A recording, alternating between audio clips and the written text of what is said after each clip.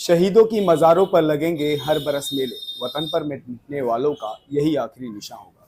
जी हाँ, देश पर मिटने वालों का निशान तिरंगा। उस तिरंगे को बनाने वाले बुनकर समाज।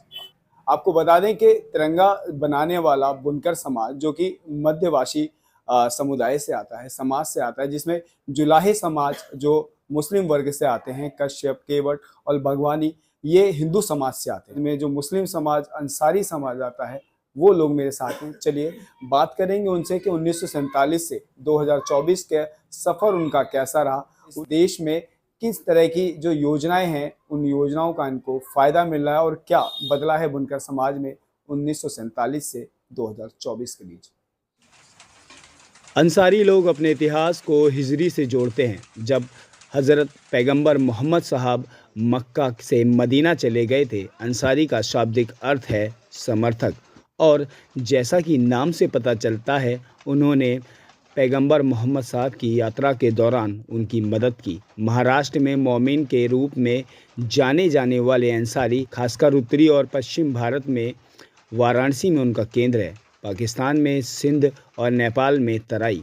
हालांकि अंसारी मुख्य रूप से उर्दू बोलने वाला समुदाय है, लेकिन कारीगर स्थानीय बोली या दोनों को मिश्रण से भी बोलते हैं। भारत के बुनकर समुदाय, सालवी समुदाय विशेष रूप से जटिल डबल लिकत को स्वदेशी संरक्षण को बनाने के लिए जाना जाता है, जिसमें ताना और बाना बांधा जाता है, फिर बुनाई पर डालने से पहले उसको रंगा भी जाता है। सिंधु घाटी के दौरान खेतों में काम करने वाले किसान आधुनिक भारतीय बुनकर के पूर्वज थे। 18वीं शताब्दी में जब अंग्रेजों ने कपास उद्योग पर कब्जा लिया, तब भारतीय वस्त्र और भारत के बुनकरों का दबदबा बना रहा।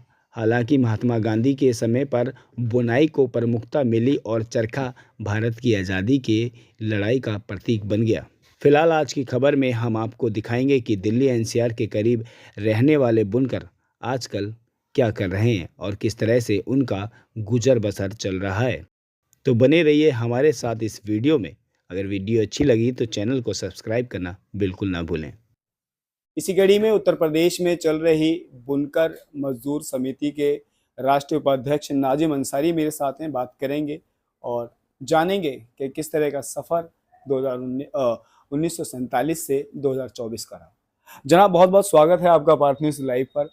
1947 में आपकी पीढ़ी दर पीढ़ी ने देश के लिए काम किया, तिरंगा बनाए, बहुत सारी चीज़ें, चाहे वो कालीन हो, चाहे वो मिर्ज़ापुर की चाहे कालीन हो, चाहे बनारस की साड़ियाँ हो। बुनकर समाज एक नई तरक्की की ओर भारत को ले गया, जिसमें खादी का नाम पूरे विश्व में जाना जाता है आरामदायक कपड़ों के नाम पर। तो किस तरह का सफ़र रहा और कैसे आप लोग अब जो सर्वाइव कर रहे हैं अपने लाइफ को? पहले तो मैं आपका बहुत बहुत शुक्रिया अदा करता हूँ। 1947 के बाद में केंद्र में जो भी सरकार आई है, उन्होंने बड़े पैमाने पर बुनकरों का ख्याल रखते हुए बुनकरों को उत्थान विकास के लिए बड़ी बड़ी स्कीमें चलाई, जिसके बुनकरों को सीधा लाभ मिलता था। वो स्कीमें ज़्यादातर इस तरीके से थी कि सबसे पहली जो मामला था कि केंद्र में जो भी सरकार होती थी, वो बुनकरों को कच्चा माल आधे रेट पे देने के बाद और सीधे जो माल तैयार होता था उसको डबल रेट पे सीधे तौर से खरीदने का काम करती थी। उस स्कीम को केंद्र सरकार ने बंद कर दिया। अब जब बंद किया तो बुनकरों की भी इसमें कहीं ना कहीं कमी है, क्योंकि स्कीम जब बंद की गई तो बुनकरों कहीं ने भी अपनी आवाज उठाने का काम नहीं किया, सरकार में तक अपनी बात पहुंचाने का काम नहीं किया। तो सरकार ने मनमानी मर्जी से जैसे चाहे वैसे बुनकरों के साथ करने का काम किया।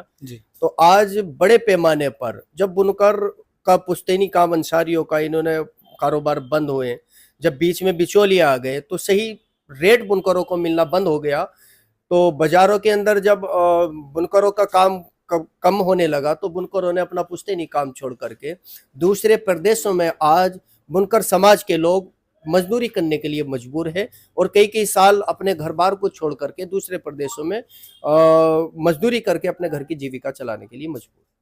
तो सही तौर से जो गरीब बुनकर है, जो केंद्र सरकार द्वारा, प्रदेश सरकार द्वारा जो भी स्कीमें चलाई जाती हैं, सही तौर पर पे बुनकरों को सीधे तौर पे, गरीब बुनकरों को उनका फायदा पूरा नहीं मिल पाता, जिसकी वजह से मतलब सरकार तो की नजरों में तो उन्होंने काम कर दिया है, बुनकरों के लिए फंड पास कर दिया है, मगर सरकार की जिम्मेदारी ये बनती है कि प्रचार प्रसार करके जमीनी स्तर पर जो गरीब बुनकर है उनके सुझाव लेकर के नई नई स्कीमों का चयन किया जाए, बनाया जाए, ताकि बुनकर समाज बड़े पैमाने पर आगे बढ़ने का काम करें। भाई जैसे और समाज है इसी तरीके से अंसारी साहब, आपकी बात रोक के मैं बात करूंगा। अभी बनारस में शिल्पकारों की और बुनकरों के लिए एक बहुत बड़ा एग्जीबिशन लगाया गया था। आप कहते हैं कि प्रचार किया जाए, प्रसारण किया था, उसका प्रचार तो खुद भारत के प्रधानमंत्री नरेंद्र मोदी ने किया था। देखिए दरअसल क्या होता है, जो भी स्कीमें हैं अभी भी, जैसे बुनकरों के लिए चलिए पावरलूम स्कीम चल रही है और कई स्कीमें चल रही है, तो उसमें भी कहीं ना कहीं देखो सरकार के जो है बात हमारी नहीं पहुंच पाती है। तो हम ये चाहते हैं कि सामाजिक और राजनीतिक हिस्सेदारी बुनकरों को दी जाए, और कोई भी नई स्कीम जो बजट पास होता है बुनकरों के लिए, जो भी स्कीम चली जाए, बुनकरों को भी सुझाव उनसे मांगा जाए, ताकि किस तरीके से बुनकर समाज उत्थान और विकास की तरफ बढ़ने का काम करे। देखिए आज हमें भी ज़रूरत है, हमारे बच्चों को भी बेहतर एजुकेशन मिले, हमारे बच्चों को भी बढ़िया जो है स्वास्थ्य सुविधाएं मिले। आप देख लीजिएगा जहाँ भी हमारे गरीब लोग जो बुनकर समाज रहते हैं, वो उनको सही तौर से अच्छी तालीम नहीं मिल पाती है, उन्हें सही तौर से जो है स्वास्थ्य सुविधाएं नहीं मिल पाती। तो हम सरकार से चाहते हैं कि एक अच्छे अस्पताल, स्कूल खोले जाएं, ताकि बुनकर समाज के बच्चे भी पढ़ लिख करके आगे बढ़ने का काम करें, देश को, समाज को मजबूत करने का काम करें। जैसे भी आपने कहा कि सरकार द्वारा अभी बुनकरों के लिए 2006 से एक फ्लैट रेट, उत्तर प्रदेश सरकार ने फ्लैट रेट योजना का आयोजन किया, शुरुआत की, जिसमें बुनकरों का जो छोटा मशीन होता है यानी आधा पावर 35 रुपए और बड़ी मशीन का 75 रुपया पावरलूम फिक्स था महीने का। अब उसको उत्तर प्रदेश सरकार ने 2017 में उस पर रोक लगा दी। 2023 अप्रैल से नए जो फ्लैट रेट अटल बिहारी वाजपेयी जो इन्होंने तय किया उत्तर प्रदेश सरकार ने, उसे 10 गुना बढ़ाने का काम किया है। और आज भी गरीब बुनकरों के कम से कम 20-20, 25-25, 30-30 लाख रुपए बकाया, जो 4-5 साल का गैप हो गया था, जो रुक गया था, आज गरीब बुनकरों के 20-20 लाख रुपए के बिल, 30-30 लाख रुपए के बिल, 35-35 लाख रुपए का बकाया बिल खड़ा हुआ है, जो सरकार को सब्सिडी के तौर पे देना है।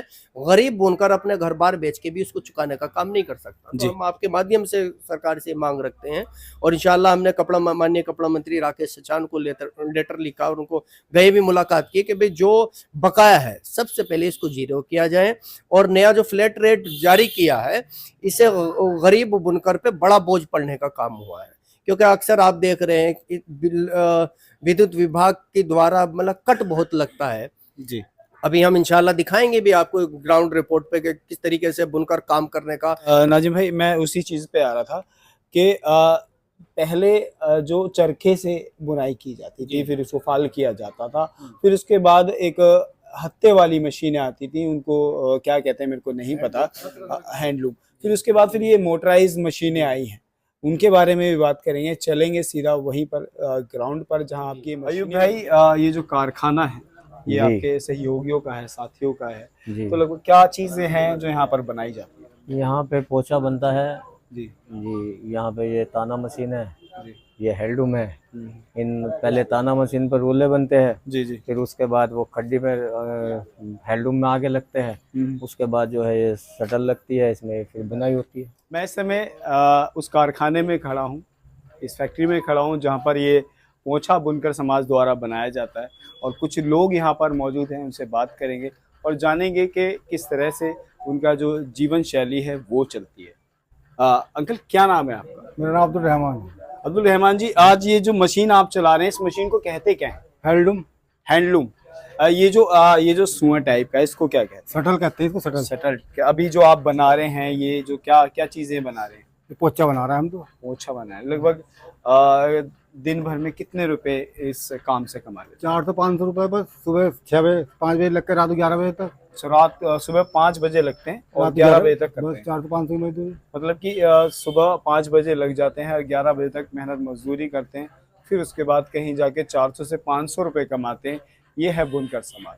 और बड़ा सा ये चरखा आपको दिख रहा होगा वीडियो में, और इस चरखे को घुमाते हैं और इस चरखे के साथ कई सारे ये जो गुल्ले हैं ये आपको दिख रहे होंगे। इनसे मिलकर एक मैट का रूट तैयार किया जाता है, जिससे फिर वो पोंछा इस चरखे पे पहुंचता है और चरखे के बीच में से फिर किस तरह से बुनाई होती है वो इनसे बात करते हैं। क्या नाम है अंकल आपका? मेरा नाम मुकीम अहमद है। मुकीम जी, इसको क्या कहते हैं? ये जो चरखा, ताना मशीन कहते हैं जी चरखे की। ताना मशीन। अब ये जो धागे आ रहे हैं, कितने धागे हैं ये? धागे तो इसमें बस कोई गिनती नहीं है, कभी 60 भी लगते हैं, कभी 80 भी लगते हैं, कभी 70 भी लगते हैं, इसका कोई लिमिट मतलब कि 50 से लेकर 70-80 तक इसमें धागे लगते हैं। तो आप ये जो कर रहे हैं ये कैसे किस तरह का रूट है, क्या है? इसके ये रोल बनता है, रोल बन के ये फिर मशीन पे जाता है जी। मशीन पे जाके फिर ये पोंछा तैयार होता है जी। सबसे पहले ये हमारे हाथ में धागा आता है। अच्छा। इसके बाद में ये हम रोल बनाएंगे, इसको जैसा वो बनता है। इस धागे को क्या कहते हैं? कहते क्या है इस धागे को? ये धागा जो नॉर्मल पोंछे का धागा है जी,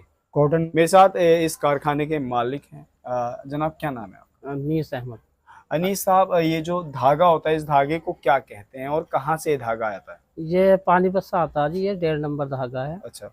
इसके बहुत सारे मिल है वहाँ वहाँ से जो है गाड़ी आती है। लगभग एक पोंछे को तैयार करने में कितनी मशीनों से वो ये जो पोंछा है वो कितनी मशीनों पर गुजर कर तब जाके तय होता है? बस ये एक तो ताना बनता है, ये जो चरखा ताना ताना बनने के बाद फिर जो है ये जो रूल स्टैंड दिख रहा है आपको जी, इस पे जो है वो ये घेरा आ जाएगा जी, फिर ये भरा जाएगा जी, फिर ये यहाँ रख जाएगा। फिर उसके बाद जो है धागे जुड़ेंगे। धागे अच्छा, इस मशीन के साथ में ये बैग देख रहा हूँ, इस बैग में ये चीजें रखी है, इसका क्या काम? इसका ये शटल में डाला जाता है जी, इससे ही बनता है कपड़ा। अच्छा, ये धागे से सीधा सीधा रोल आता है। हाँ, जो इसका रोल आता है, फिर ये इसके इस तरह से, इस तरह से। अच्छा, ये जो ये है इससे इधर शटल बुनाई होती है। बुनाई होती है इससे। बाना बोलते हैं। बाना बोलते हैं। अच्छा, बाना बोलते हैं।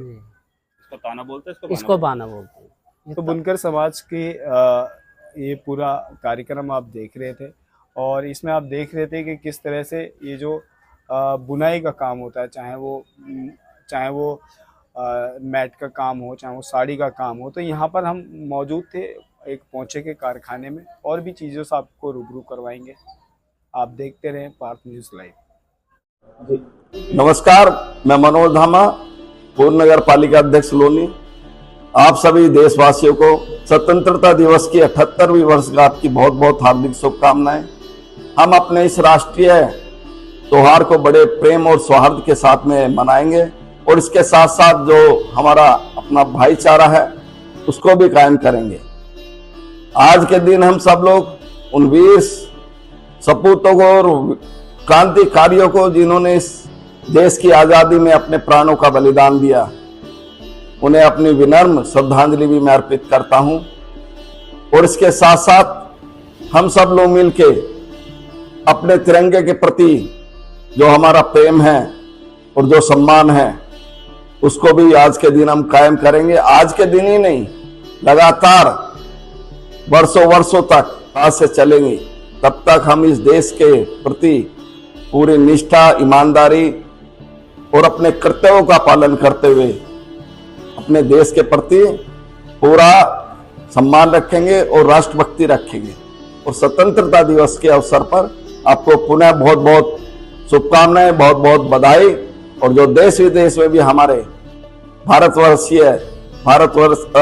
के जो लोग रहते हैं उनको भी मेरी तरफ से बधाई। जय हिंद, जय भारत, भारत माता की जय, जय जवान, जय किसान।